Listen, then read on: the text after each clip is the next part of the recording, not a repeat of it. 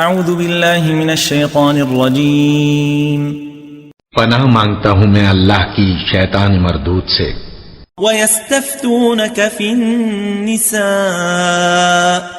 قُلِ اللَّهُ يُفْتِيكُمْ فِيهِنَّ وَمَا يُتْلَى عَلَيْكُمْ فِي الْكِتَابِ فِي يَتَامَى النِّسَاءِ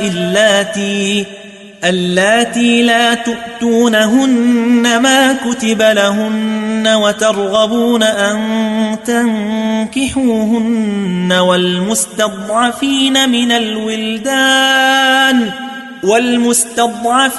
من الولدان وأن تقوموا لليتامى بالقسط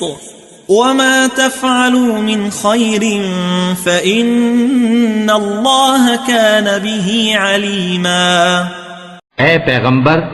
لوگ تم سے یتیم عورتوں کے بارے میں فتویٰ طلب کرتے ہیں، کہہ دو کہ اللہ تم کو ان کے ساتھ نکاح کرنے کے معاملے میں اجازت دیتا ہے، اور جو حکم اس کتاب میں پہلے دیا گیا ہے وہ ان یتیم عورتوں کے بارے میں ہے جن کو تم ان کا حق تو دیتے نہیں اور خواہش رکھتے ہو کہ ان کے ساتھ نکاح کر لو، اور نیز بیچارے بے کس بچوں کے بارے میں، اور یہ بھی حکم دیتا ہے کہ یتیموں کے بارے میں انصاف پر قائم رہو، اور جو بھلائی تم کرو گے تو بے شک اللہ اس کو جانتا ہے۔